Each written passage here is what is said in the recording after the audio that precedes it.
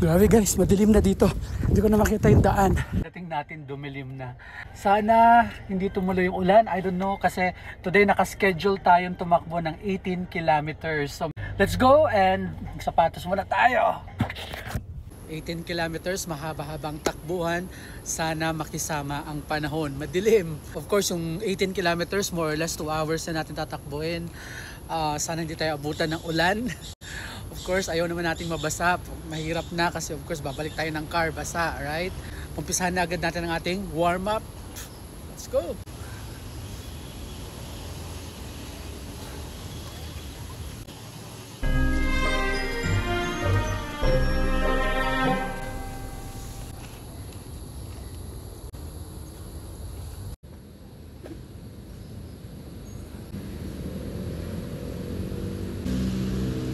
Let's have some push-ups.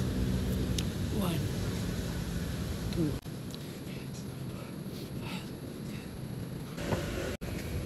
Medyo malamok.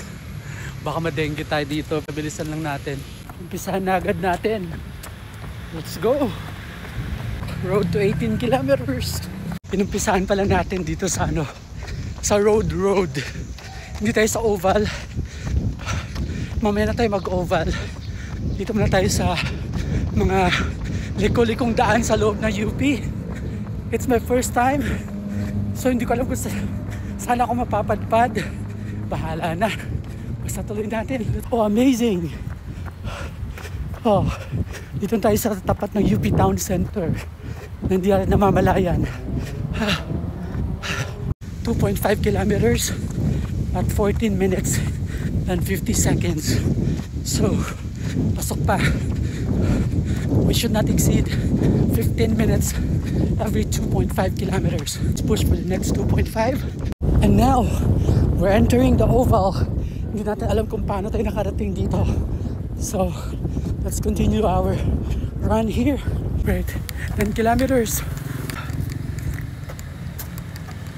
Rest muna tayo guys. 10 kilometers. 8 kilometers more to go. Rehydrate muna tayo. Okay? Let's go. Sa road ulit tayo. Let's go. 12.5 kilometers. 1 hour and 14 minutes. So pasok pa rin tayo dun sa 15 minutes every 2.5 kilometers. So, let's go. Push. 5.5 kilometers more.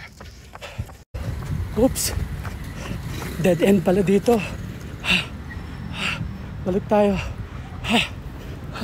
Grabe guys, madilim na dito. Hindi ko na makita yung daan.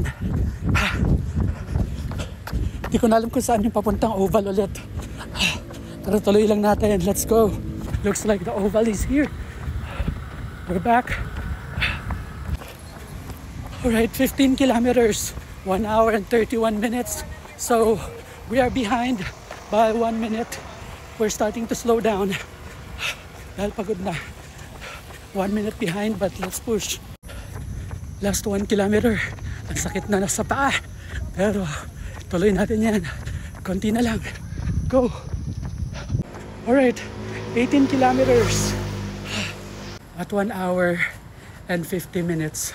Ang sakit na ng paa ko. Pero I'm glad that we're able to finish it. I'm just proud that I was able to finish the 18 kilometer run today.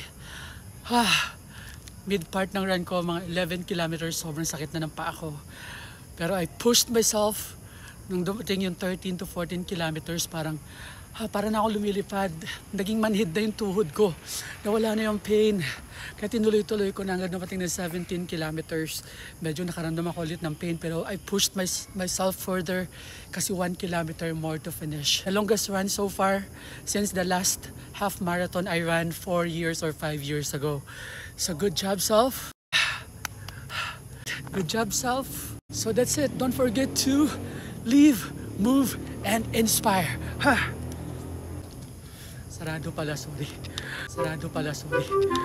Inom na tayo.